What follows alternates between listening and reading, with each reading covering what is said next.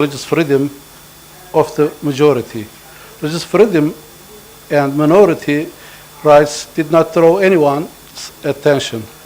The fact that a majority of any countries did not share the beliefs of a minority faith did not make those beliefs and practice any less protected.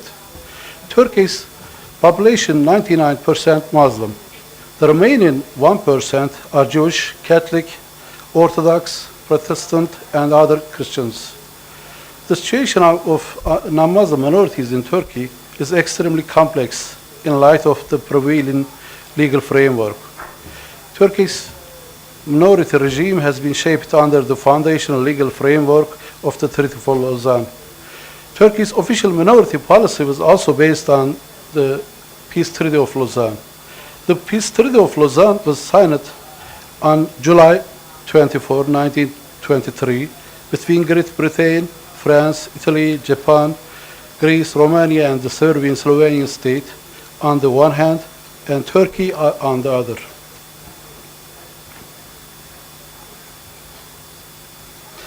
There are three types of status for non-Muslim minority groups in Turkey. First, non-Muslim minorities recognized as such by the state with the Treaty of Lausanne.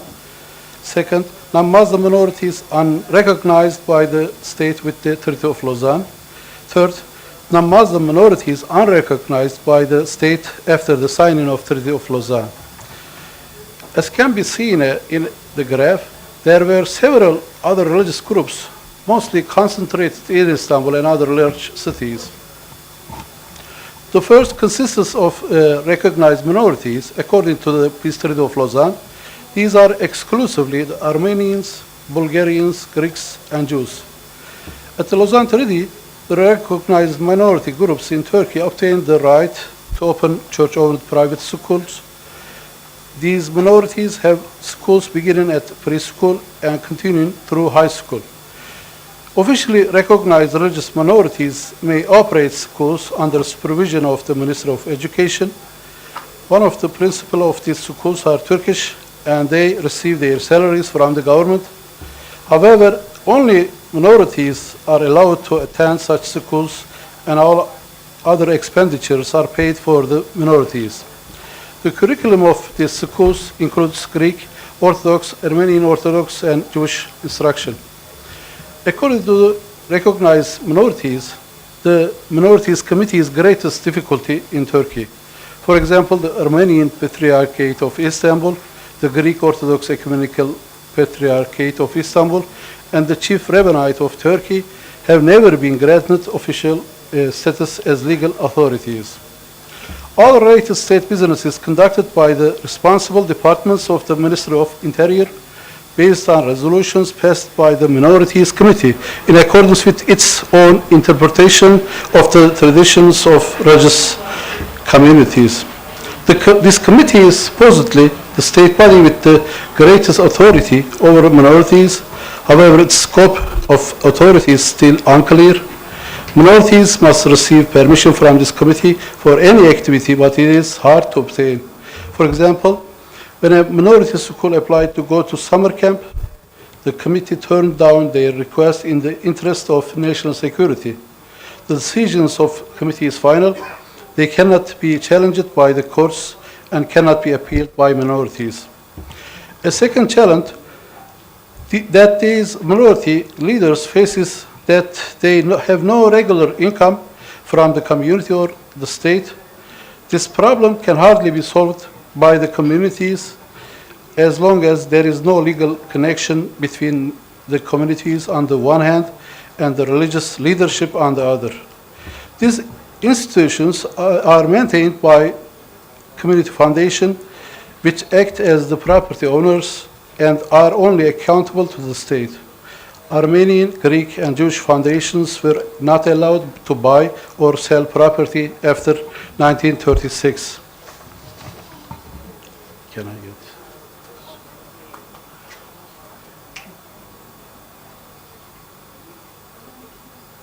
Thank you.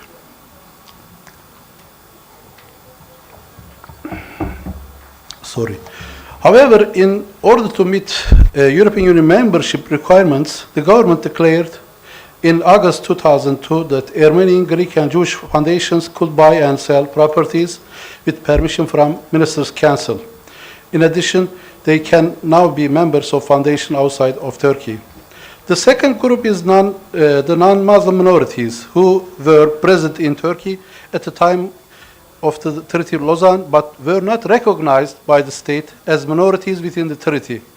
These are, for example, the Syrian Orthodox Church and Catholic United Churches, such as the Chaldean Church, the Syrian Catholic Church, and the Roman Catholic Church. The major difficulty for these minorities is training priests and teachers of religion. The Arab Orthodox Church and the Syrian Orthodox Church, for example, have organized their property as community foundation under civil law. But unlike the recognized non-Muslim minorities, the Syrian Orthodox Church is not allowed to use its monasteries for educational purposes. These monasteries have never held any school-level education, only the basic training of priests and religious teachers. The government has recognized the right of these churches, but they have not been allowed to use these buildings or properties for fundraising, only for religious purposes. The third group of minorities is non-Muslim religious communities that only became active in Turkey after the signing of Treaty of Lausanne. Examples are the Protestant free churches, Jehovah's Witnesses, and many other churches. They have not been able to establish churches or other institutions, including schools. As we see, only minorities recognized by the Turkish government obtained the right to open church-owned private school in Turkey under the guarantees of the Peace Treaty of Lausanne. In this way, even though minorities who given some rights in the Peace Treaty of Lausanne, they still have also had to live under the prohibitions of Turkey unique secularism. Until recently, it was impossible to talk about religious freedom in Turkey in the context of both minority and majority, apart from religious minority groups guaranteed by the Treaty of Lausanne. According to this agreement, certain minorities, especially Christians and Jews, have privileged rights. Minorities included in the Peace Treaty of Lausanne can establish new religious institutions. The Turkish government has limited the number of minority groups that is guaranteed these rights to those that were established at the time of Peace Treaty of Lausanne. I would like to brief you on the current developments in religious freedom and the status of non-Muslim minorities in Turkey due to European Union requirements.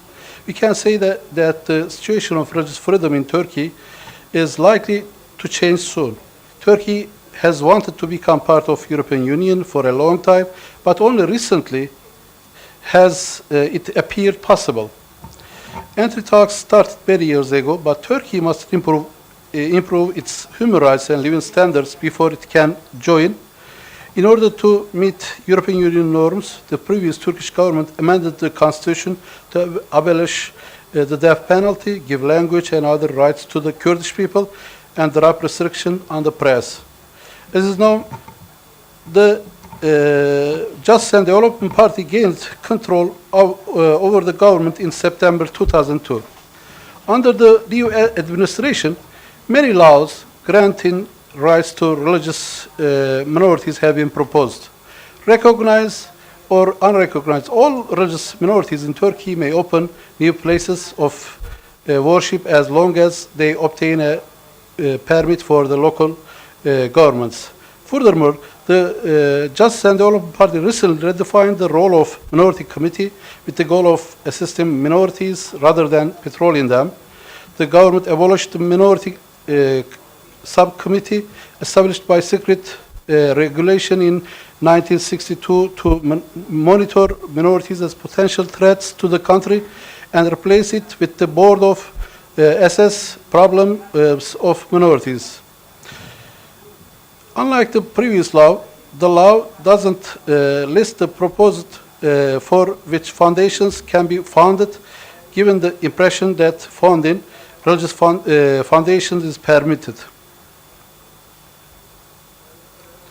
There are 167 minority foundations recognized by the General Directorate for foundation, including Greek Orthodox Foundation with approximately 77 sites, Armenian Orthodox Foundation with approximately 54 sites, etc.